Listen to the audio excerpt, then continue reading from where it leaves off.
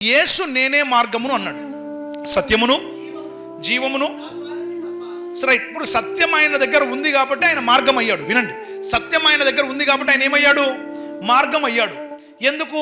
సత్యం ఆయన దగ్గర లేకపోతే ఆయన మార్గమై ఉండే అవకాశం లేదు. నేనేం చెప్పాను? ఆది యందు వాక్యం ఉండెను, ఆ వాక్యమే మన పాదములకు దీపము, మన త్రోవకు వెలుగై ఉంది. సో ఇప్పుడు సత్యం ఆయన దగ్గర ఉంది కాబట్టి యేసుప్రభు మార్గం అయ్యాడు. అందుకని ఇప్పుడు ఏమన్నాడు?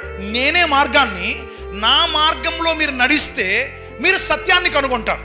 మీరు సత్యాన్ని కనుగొంటేనే మీరు జీవాన్ని సంపాదించుకుంటారు. అంటే సత్యం లేకపోతే జీవాన్ని సంపాదించుకోవడం అసాధ్యం.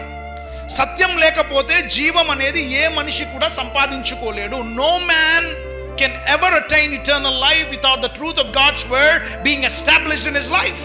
ఒక వ్యక్తి జీవితంలో సత్యం అనేది స్థాపించబడకుండా ఆ వ్యక్తి జీవితంలో ఆ వ్యక్తి నిత్య జీవానికి వారసుడు కాలేడు.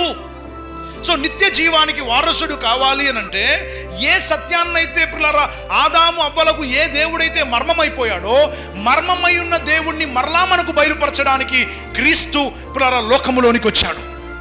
ఆమేన్. సో ఇక్కడ మనం చాలా జాగ్రత్తగా ఆలోచన చేస్తే యేసు ప్రభువు చూపించిన మార్గంలో ఎవరైతే నడుస్తారో వారు సత్యాన్ని కనుగొంటారు. కనుక సత్యాన్ని కనుగొని సత్యాన్ని అనుసరించి సత్యాన్ని వారి జీవితాల్లో సంఘాల్లో సత్యం స్థాపించబడినప్పుడు ఆ సత్యం వారిని విడిపిస్తుంది. తద్వారా వాళ్ళు నిత్య జీవాన్ని సంపాదించుకుంటారని బైబిల్ చెప్తుంది.